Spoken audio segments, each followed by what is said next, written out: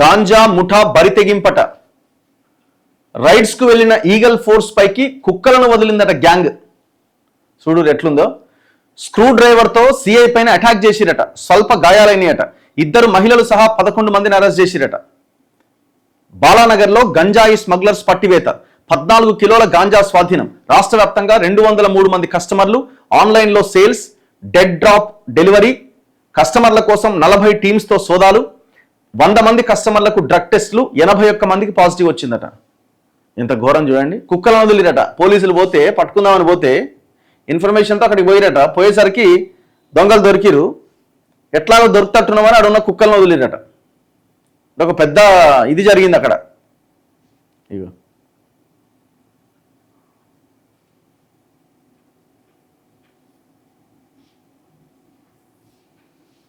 Ganja den పై rides కు వెళ్లిన eagle force పోలీసుల పైన ముఠా సభ్యులు దాడులకు తెగబడ్డ ఘటన హైదరాబాద్ లో చోటు చేసుకుంది.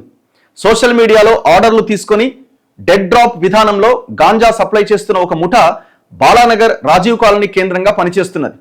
దీన్ని గుర్తించిన ఈగల్ ఫోర్స్ పోలీసులు గురువారం ఆ డెన్ పై దాడి చేయగా ముఠా సభ్యులు పోలీసులపైకి కుక్కలను వదిలి స్క్రూ డ్రైవర్ తో సిఐ పైన దాడికి తెగబడ్డారు. ఈ ఘటనలో సిఐ చేతికి స్వల్ప గాయమైంది. చివరకు ముఠాకు చెందిన 2 మహిళలు సహా 11 మందిని పోలీసులు అరెస్ట్ చేశారు. నిందితుల్లో ఏపీలోని విజయనగరం జిల్లాకు చెందిన బొల్ల కిరణ్, బొల్ల దుర్గాప్రసాద్, బొల్ల కమలాకర్ సహా 5, ఒడిశాకు చెందిన 6 ఉన్నారు. మొత్తం 11 మంది ఉన్నారు. వీరి ఫోన్లలోని డేటా ఆధారంగా 203 మంది కస్టమర్లను గుర్తించారు. 40 టీంలతో సోదాలు చేశారు. 100 మందికి డ్రగ్ టెస్టులు చేయగా 81 మందికి పాజిటివ్ వచ్చింది. వారి వద్ద నుంచి 14 కిలోల ganja, air gun, car, bike, cell ఫోన్లు స్వాధీనం చేసుకున్నారు. హైదరాబాద్ లో గాంజా అమ్మకాలపైన ఈగల్ ఫోర్స్ అధికారులు పటిష్టమైన నిఘా పెట్టారు. సప్లయర్లు, ప్లెడ్లర్ల నుంచి సేకరించిన వివరాల ఆధారంగా బేగంపేట్ ఓల్డ్ ఎయిర్పోర్ట్ వద్ద ఓ గాంజా సప్లయర్ ని గుర్తించినట. అతను అదుపులోకి తీసుకుని 50 గ్రాముల గాంజాని స్వాధీనం చేసుకున్నారు. నిందితుడిని విచారించిన క్రమంలో బాలానగర్ కేంద్రంగా ఒడిశా గ్యాంగ్ చేస్తున్న ఈ గాంజా హోల్సేల్ దందా బయటపడ్డది.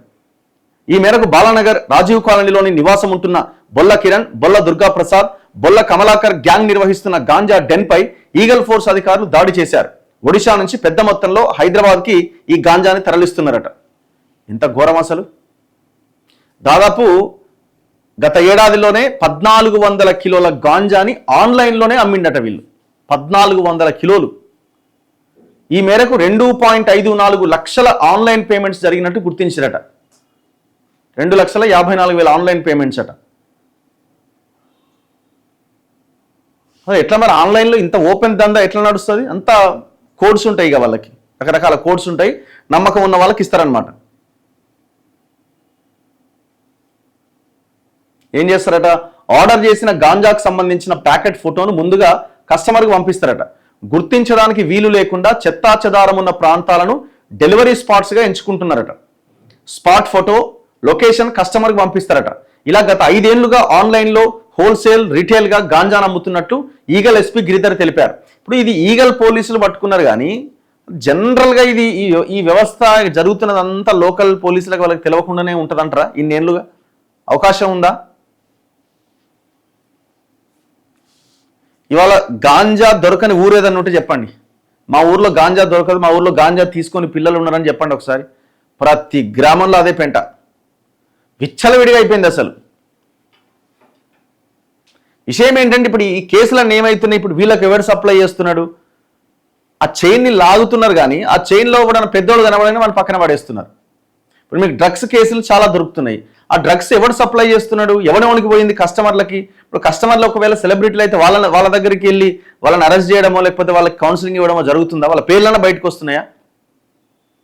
సో ఏం లేదు. అందుకే ఎవడైతే పట్టుకుంటున్నారో అక్కడికి ఆగిపోతుంది. దాని చైన్ని లాగే ప్రయత్నం చేయట్లే. దీనివల్ల మనం ఇట్లాంటివి రెగ్యులర్గా చూస్తున్నాం.